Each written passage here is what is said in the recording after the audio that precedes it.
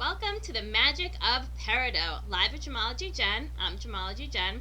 So, how do you choose a peridot to bring into your life?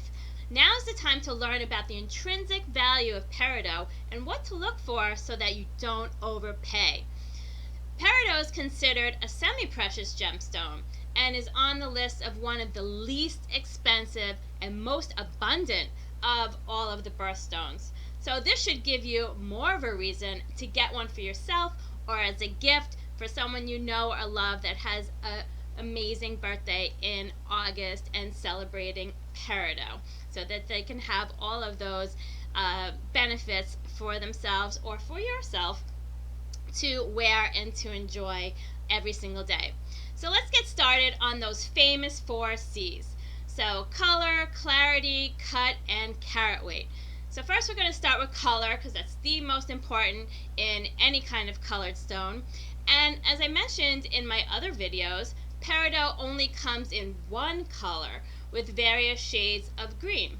So the color ranges from a pure green, which is the most rare and the most valuable, and it goes down to yellowish green, which is most commonly seen, and in high saturation is the next most valuable. Then you have a brownish green, so this would be undesirable and the least valuable. So they found that peridot's color tend to be at its finest in stones weighing 10 carats and above, and of course will be more costly.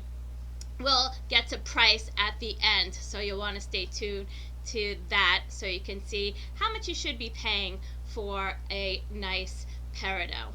So in choosing a peridot, you want to stay away from either too yellow or too brown. Also, keep in mind that the smaller the stone, usually the lighter and less saturated the stone will look. So for those teeny tiny stones that you may put into like family jewelry or something like that, maybe a little bit less saturated and won't look so green, so it'll be a lighter green. So you want to stick to stones that are a little bit bigger.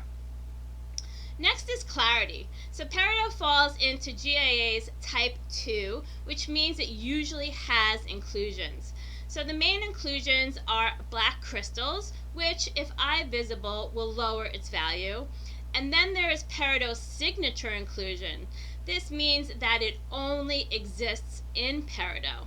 So this is called a lily pad inclusion. It is actually a crystal which fractured because of high heat during growing conditions, because peridot grows in the magma of the Earth's crust, similar to where you find diamonds. So the most valuable will, of course, be without inclusions, so inclusion-free, but that is very rare. So that would be way more expensive. So expect some inclusions, but stay away from a lot of eye-visible inclusions or inclusions that affect transparency or make it look cloudy. You really want something that's bright, clear, dances in the light, and not cloudy from inclusions. Next is cut. So there's really no particular,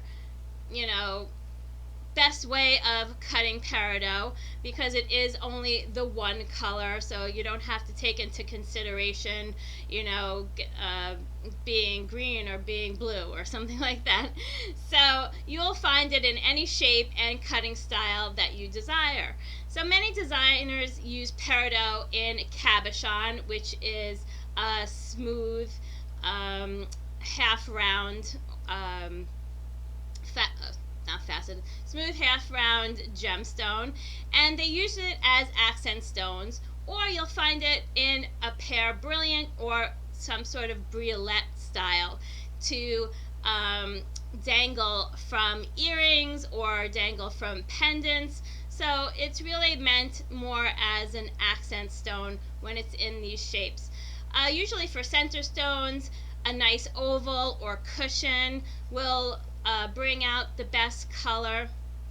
So a lot of designers use peridot as a pop of color, but of course you can use it as a center to get a fine peridot, and it will be the star of the show. So lastly, we have carat weight. So standard peridot cuts for the jewelry industry include a wide range of shapes and sizes. So this gemstone is inexpensive in smaller sizes, but prices will increase for stones above 10 millimeters. Don't worry, it doesn't increase that much. So an interesting fact to include, if you want to know, that the world's largest cut peridot ever found was 311 carats, almost 312 carats, and weighed 62.35 grams. So it was found in Zagbard Island, Egypt, and you'll have to go to the Smithsonian Museum in Washington, D.C. in the United States to find it if you want to see it. So now what you've been waiting for, how much should you actually be paying for a peridot? So something that's in a very good range, has nice color, has nice clarity, in a 1 carat, so around 6 millimeters, you should expect to pay around $26 to $50 per carat. So not so much, right? And for peridots that are 1.5 to 5 carats, see how much you can go before the price increases. So for very good color, you can expect to pay around $60 per carat. So you multiply that by how much it weighs, to 150 carat for more on the excellent side of color. So $150 per carat. Then when you get into the 5 to 8 carat range, it just goes up a little bit more. So maybe around $150 per carat. So when you times that by 5, it does get a little bit pricey, but you're getting a 5 carat stone. And it can go up to about $200 per carat. I put here some really fine peridot colors and what they are actually retailing for. So if you really want some sort of beautiful peridot for yourself, like I said, or to get for somebody else, these are the color ranges that you want to choose.